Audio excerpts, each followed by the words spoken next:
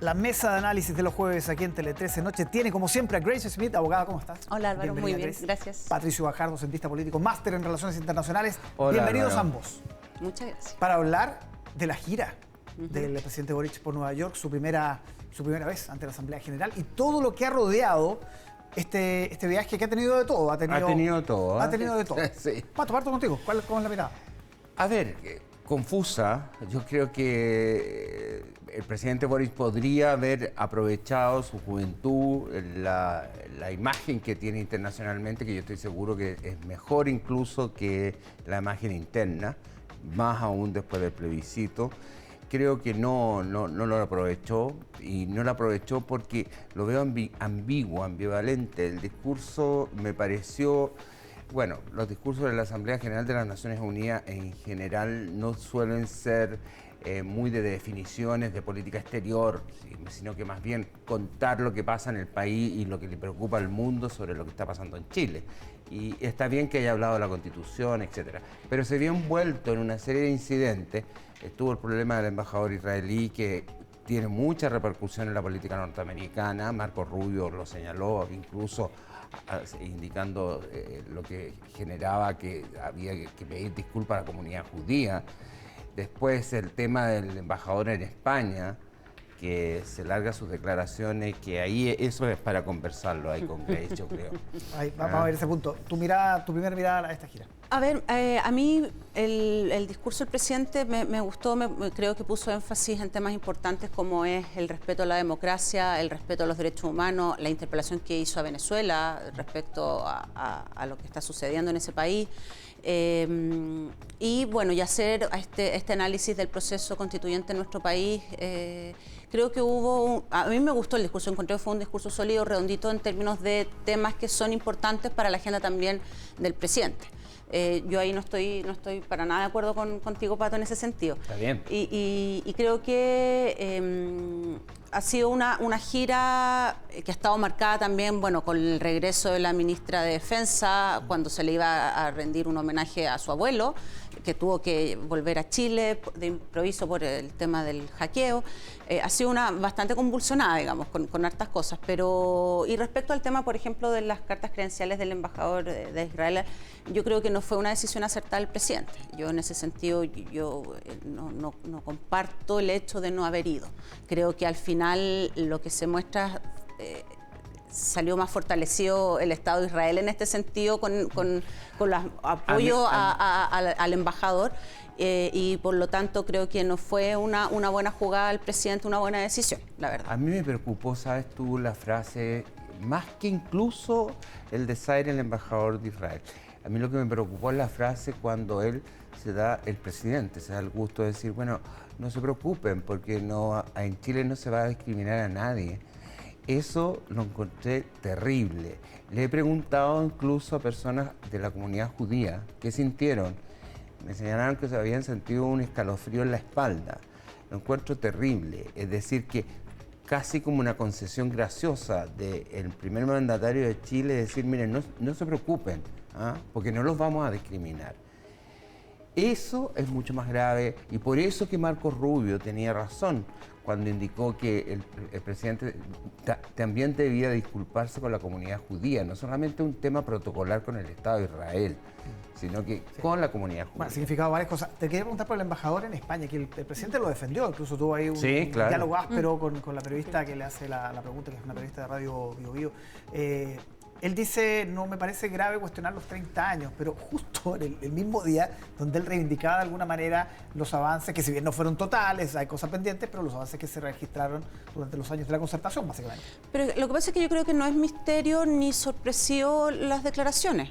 De hecho, el presidente Boric ha sido una constante en este último tiempo de señalar que hubo avances importantes en nuestro país que no se pueden desconocer en estos 30 años.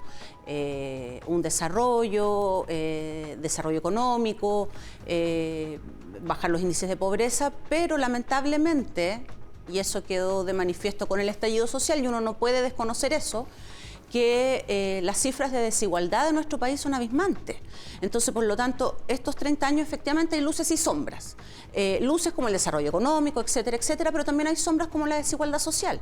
Por lo tanto, no es un misterio y comparto la opinión del presidente. O sea, tampoco hay que espantarse de esta crítica y que yo creo que también la exconcertación, la ala más progresista de la exconcertación, me parece que también hay un diagnóstico de que eso sucedió durante los 30 años, insisto, y lo cual se materializó y se cristalizó esta crisis en el estallido social. Yo creo que no podemos entrar en discusión si los niveles de desigualdad, incluso dentro de los países de la OCDE, Chile aparece como uno de los países que ha ido disminuyendo los niveles de desigualdad y está dentro de un campo promedio, no aparece, yo creo que se ha ido creando el mito de que Chile es el país casi más desigual del mundo y eso no es así. Dentro incluso de América Latina, Brasil es mucho más desigual. Perdón, Pato, ahí yo no comparto mucho contigo esto en el sentido de que, a ver, en nuestro país efectivamente hay una desigualdad social profunda. Si yo no lo niego. Hay un sistema neoliberal que ha estado durante este tiempo en que la concertación trató de hacer modificaciones, efectivamente, sobre todo en el gobierno de la expresidenta Michelle Bachelet, y eso hay que reconocerlo, y que lamentablemente las reformas sociales y los avances en derechos sociales siempre fueron bloqueados por la derecha. Por lo tanto, desconocer esta desigualdad profunda que existe en nuestro país es desconocer una realidad que la verdad yo creo que todos deberíamos estar de acuerdo en este diagnóstico. Pero de personas, por ejemplo, y que yo lo he señalado también en otras oportunidades, personas que trabajan de 7 de la mañana a 9 de la noche, llegando a altas horas de la noche a su casa, tener que madrugar para seguir trabajando y no son capaces de poder terminar a fin de mes con su sueldo. Está bien. O sea, eso es desigualdad social. Una cosa, pero Chile era un país mucho más pobre, no quiero entrar a discusiones históricas, digamos, en la década de los 60, los 70, era un país con un nivel de pobreza enorme. Cuando llega la democracia había un 40% de nivel de pobreza. Yo no estoy hablando de pobreza, yo lo que estoy hablando es de desigualdad social. Está bien. Hablamos de desigualdad social. Pero ¿te parece prudente, Grace, que un embajador de España, en España, hable un discurso de esa naturaleza, en la cual justifica una cosa que el presidente en la Asamblea de las Naciones Unidas haya hecho ese discurso, que no lo hizo, porque reconoció los elementos positivos, etcétera? Y lo ha hecho siempre. Pero que un embajador de Chile en España haga ese tipo de referencia, cuando más encima estamos discutiendo, porque uno de los trabajos difíciles, hay que reconocer a Mario Marcel.